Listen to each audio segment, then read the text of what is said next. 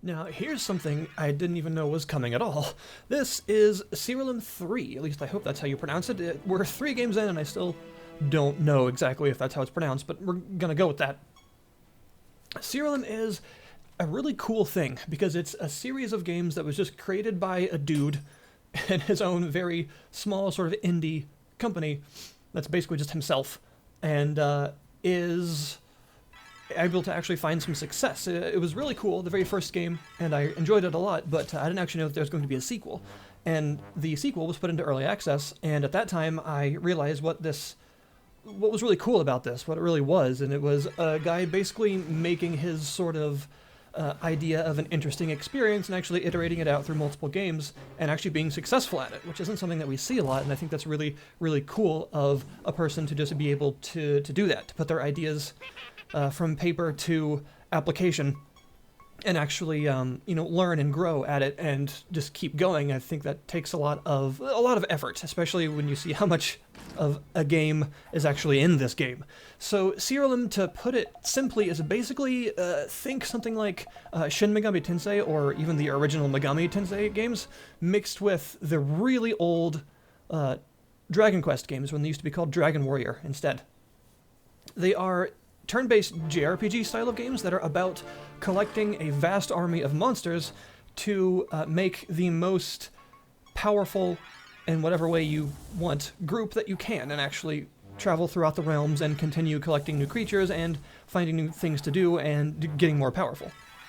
The games are known for having just a huge, massive amount of content to them for a very low price, and they actually do. This game has a lot. You have like 720, 740 creatures in it, individual different creatures, each with their own different growth rates for leveling and their own unique trait. Every creature has a specific trait that only they have.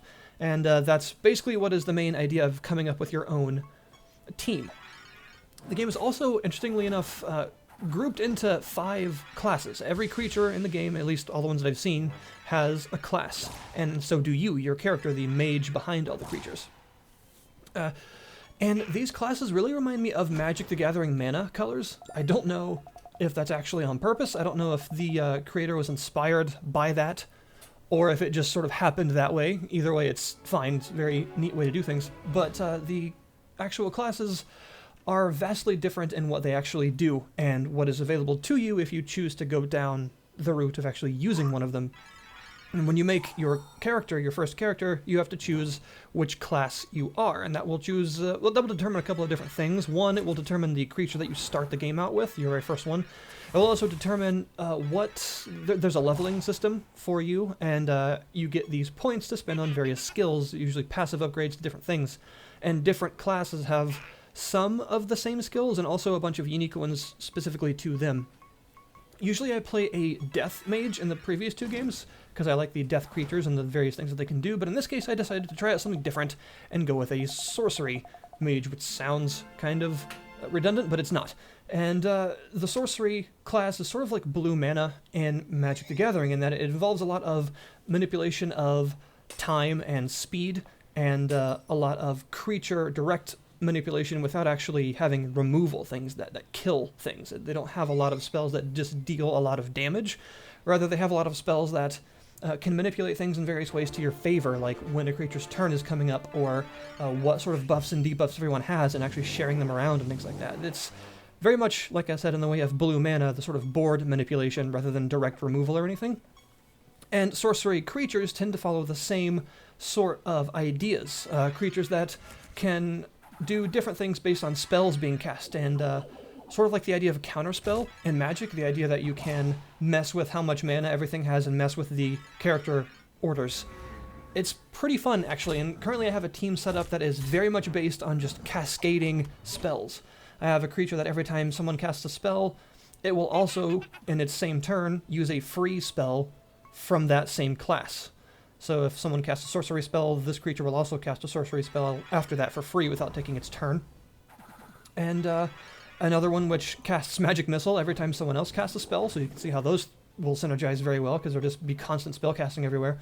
And also some other creatures that are meant to be a bit more like meat walls, you know, tanks, things that can take a lot of damage, because of course your average sorcery creature can't necessarily take a huge amount of damage. They're very much spellcasters, not big, beefy walls. And even some things that give everyone some free spells, and the Lich King over there. The Lich King is absolutely hilarious.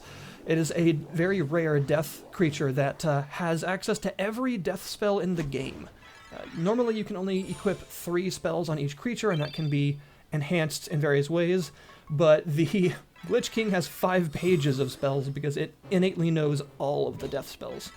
But they cost 50% more to cast as a price of actually knowing all that, which is pretty cool. And of course you can see how this team would be very much geared towards tons and tons of spell casting, and sometimes, you know, manipulating enemies' turns, inflicting them with lots of debuffs, or us with lots of buffs. And I have an artifact that makes it to where our stats go up every time we get a buff, so obviously that works well together as well. And it's just, sometimes you end the entire battle without them getting a turn at all after just like 1 or 2 spell casts because of the giant cascade of stuff that happens afterwards. But it's not only about creatures. There is a tremendous amount of customization and exploration in this game. You go through various realms. There are 15 big tile sets of realm, each with their own interactable objects and types of creatures, and they're each ruled by a specific deity. And the deities you can actually get favor with by doing tasks for them, and you can get various things for achieving a new level of favor. Some of them will give you a free creature, some of them will give you an artifact, which is every creature can equip an artifact. It's equipment with various capacities. And you'll also get some new just game features in general. Like, for instance, one of the death goddess, basically, Erebus, she will give you, once you get to favor level 2, the ability to just run into an enemy on the map and immediately win the fight, instead of actually going into the fight, if they are, I think, around half your level or below. So this allows you to farm a lot in earlier areas and stuff. It's actually very useful. Kind of like in how a lot of RPGs, enemies that are very weak compared to you now will run away from you. It's the same sort of idea. You can also do stuff like you're seeing here. You can extract cores from various monsters in battle so that you can summon them yourself. You can breed monsters and create new monsters that you can only really get easily via the combinations of breeding and actually getting eggs. Don't ask how that works. And you can also modify your spells. Spells can be modified in various unique ways. As you see here, things like a chance to cast twice, or supercharging them, which makes them just really strong, but they break after 1 cast, so you can only use it once. I like to have occasionally a small number of supercharged damage spells that I leave in my inventory until I'm about to go into a boss fight, so I'll have that as kind of something to burn if things go really badly. And there are just tons and tons of things to do in this game. I couldn't possibly play it long enough for a single video. There's going to be maybe more later, but there's just so much. You have the creation and modification of artifacts, the enchanting of things, the spell gem modification system. You have arena battles where you can have your creatures actually go into arenas and battle wave after wave of enemies and see how far you can get. There are multiplayer battles, which work kind of like PvP in a lot of mobile games. It's actually pretty interesting. There's other things that I can't show right now, like the Etherean realms, which are basically really, really hard late game or even post game realms that you can only go to then, that have all kinds of crazy stuff in them, and even special creatures that you can only find there. And you can even do stuff like, once you're just super late into the game, actually challenge the deities of the various realms directly to a battle, and if you're able to win, you actually get an avatar of their power as a creature that you can have in your party, which will have unique stuff that only it has. Basically, there's just so much to do, and mechanics on top of mechanics on top of mechanics, and just so many things to find that you would need hundreds of hours to actually get really deep into the game. And I think that's really impressive because, like I said, it's made by either one guy or a very small team. I'm not sure which, to be honest. I think it's one guy. And the music is really good. It has the very classic feel of games of this nature that, the sort of 16-bit era-ish. It has that feel, and it's quite good. And you've even got things like, the various realms and their deities actually having the sort of progression system that means going through each one multiple times get you new stuff each time, and actually it feels a bit less like grinding, I suppose, because obviously a game like this, lasting hundreds of hours or more, could actually start to feel like grinding after a while, but with the amount of new stuff it throws at you, it's actually not, it's more difficult to get that feeling, because you're always being refreshed with new possibilities, new creatures that can modify your team in a way better than what you have now, that, you know, they synergize really well, or you can find a new legendary material to actually enchant an artifact with something really specifically useful to just you and your team that makes the combination of 6 creatures, all of their spells, and all their artifacts actually work even better together than they did before.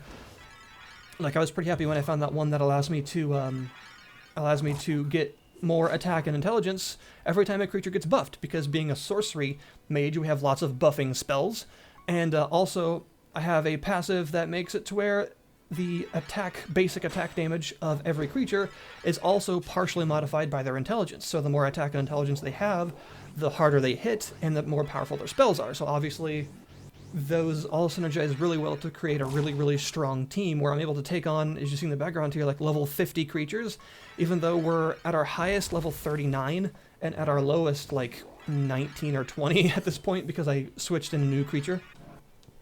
And that actually feels really good, just like playing Shin Megami Tensei or Persona or Pokemon or any of those games that are very much based around creature collection and team sort of customization. It feels really good to create something that actually meshes really well together in a way that maybe you didn't actually expect. You know, you see a new creature or two, or you get a new piece of equipment or two, and your brain's gears start to turn about how you could actually apply those to what you currently have and make a sort of new strategy with it. And that's basically what the game is all about. It's all about you as the player exploring the various places, the realms, the new mechanics, in order to get as much power as possible, not by having just raw strength most of the time, but by having very cleverly worked together creatures and artifacts and spells that make basically a stack of interesting traits and things that are greater than the sum of their parts. And I tend to really like things like that in games. I find the idea of always trying to work well together, or find things that work well together if it's single player, to be really satisfying, because creating new combinations of the mechanics and the various things that you have at your disposal is often just really fun, you know, to actually see, I wonder if this would work.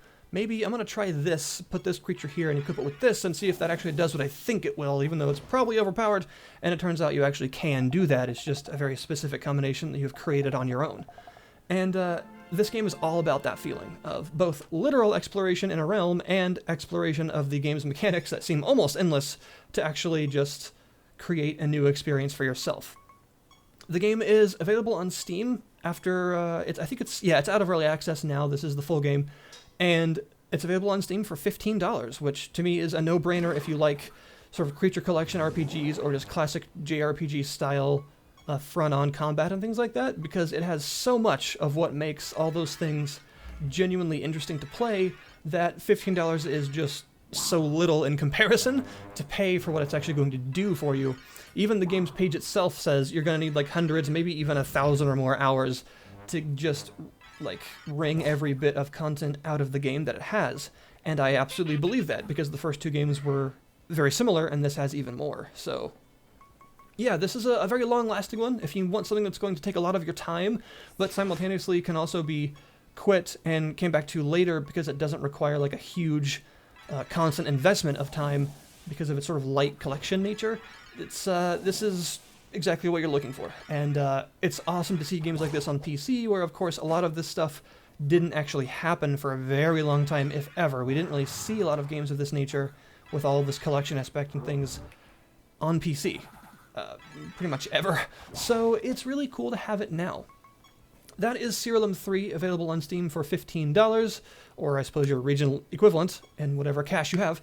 And it's really, really interesting to see this company, this dude, this whatever it is, making such a successful and well-received product time after time and iterating on their ideas to actually create something even better. You know, they've learned clearly from their previous early access experiences, and there's a lot less balancing to do now and a lot more just pure interesting content.